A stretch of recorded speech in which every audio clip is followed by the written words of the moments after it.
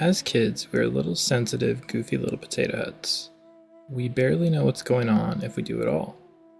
Parents have to watch young kids like hawks because kids will just randomly wander off and do something super dangerous all casually. Parents have to teach their kids right from wrong, good from bad, safe from dangerous. And we do the simple version of this before kids can talk, but it really begins when they learn how to talk. That's when progress starts happening. Parents begin to teach kids all the different words. The more words they understand, the more we can teach them. Some of the first things they understand before they can even talk is yes and no. They understand when mom or dad gets angry. No. It reinforces that certain behaviors are dangerous. The mind eventually finds a way to bury those impulses and the behaviors associated with them. It's a totally normal part of childhood. Learning things like who's safe and who's not. Trust family. Don't trust strangers. Do not get in a stranger's car. Explicit examples like these. So the kids just learn certain things are bad. Why? Just because that's how it is. I mean, kids are still forming their understanding, so this is probably the most logic that they've ever had.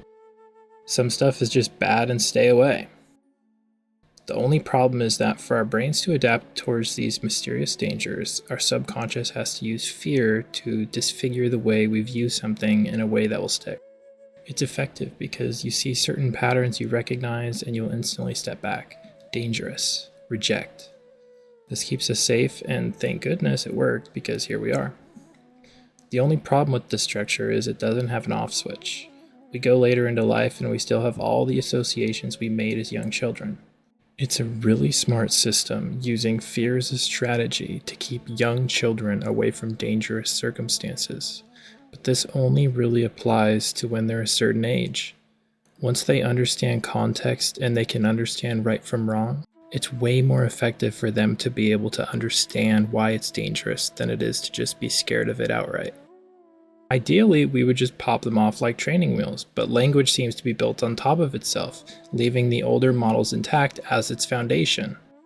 The conscious and the unconscious mind are working together constantly so that you're able to interpret the world. The subconscious takes on a variety of passive jobs, one of which is creating something to represent each level of fear.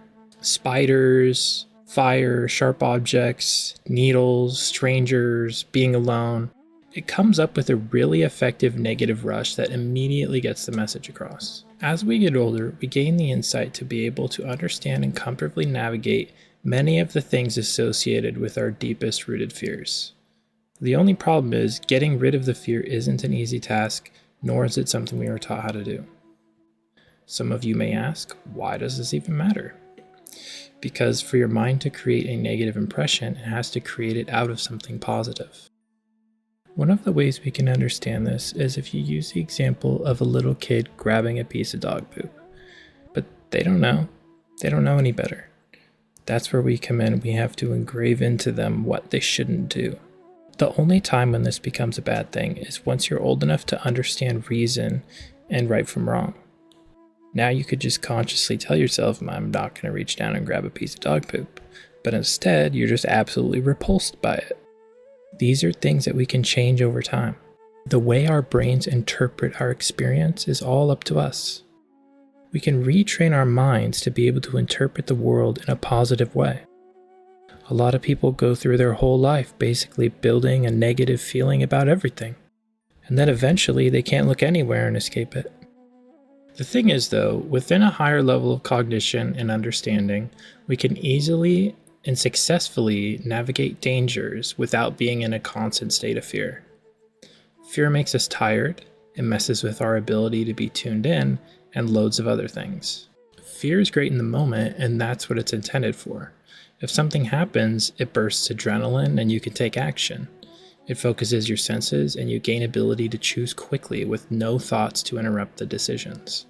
This is perfect in a dangerous encounter, but it's horrible for normal life.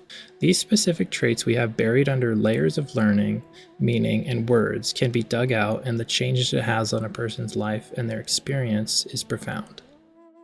In the next video, I'll dive into what these repressions arise as, how to identify them, and how to dig them out of the dark place that they've been buried. I'll leave a link to the next video on the screen.